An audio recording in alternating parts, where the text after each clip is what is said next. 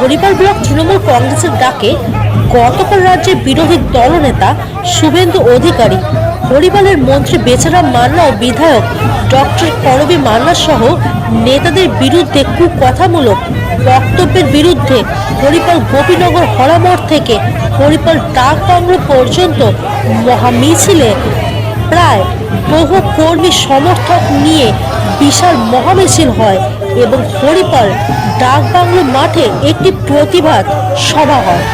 সেখানে উপস্থিত ছিলেন রাজ্যের মন্ত্রী বেচারাম মান্না এবং হরিপাল বিধায়ক ডক্টর করবী মান্না, ব্লক তৃণমূল কংগ্রেসের সভাপতি দেবাশিস পাঠক সহ আরো বিশিষ্ট নেতৃত্ববৃন্দ।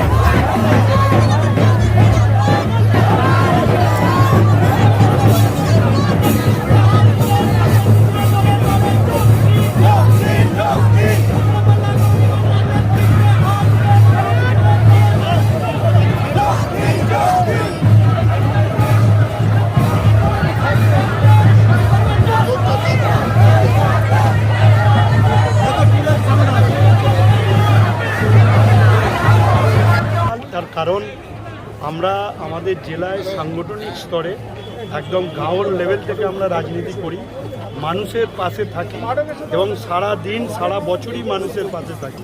তাই মানুষ আমাদের পক্ষে রয়েছে এবং হরিপালের মানুষ অত্যন্ত রাজনৈতিক সচেতন।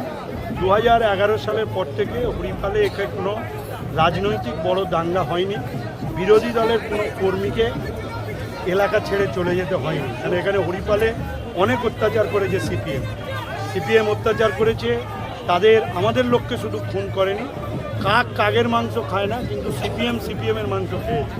এখানে সিপিএম তাদের দলের লোককেই দলের 4জনকে খুন করিয়েছে।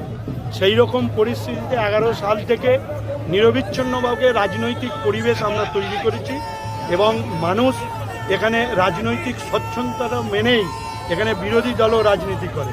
19 সালে লোকসভা নির্বাচনের পর বিজেপি এখানে অশান্তি করবার চেষ্টা করেছিল, হরিপালের মানুষ তা রুখে দিয়েছে। আবার লোকসভা নির্বাচন আসছে, এই নির্বাচনে শুভেন্দু অধিকারী কিছু গদ্দার তারা আবার এখানে বিশৃঙ্খলা করার চেষ্টা করছে, কিন্তু হরিপালের মানুষ জবাব দেওয়ার জন্য তৈরি রয়েছে। তার কারণ হরিপালের মানুষ বোঝে যে এখানে তাদের যে চাহিদা 100 দিনের কাজ, ঘর তৈরির টাকা, তারপরে তারা বলেছিল 15 লক্ষ টাকা ব্যাংক অ্যাকাউন্ট দিতে পারেনি, 2 কোটি বেকারের চাকরি প্রতি বছর দেবো বলেছিল, দিতে পারেনি। এইসব মিথ্যা হরিপালের মানুষ ধরে ফেলেছে, তাই পায়ের নিচে ওদের মাটি নেই। সেই জন্য মেদিনীপুর, বাঁকুড়া এবং আরামবাগ, গোঘাট, খানাকুল থেকে বাস ভাড়া করে এনেছে, বাসে 12 জন করে লোক ছিল। আজকে হরিপালের মানুষ নেই, আজকে এই bureau report, Bengal Republic news. সমগ্র মানুষ আজকে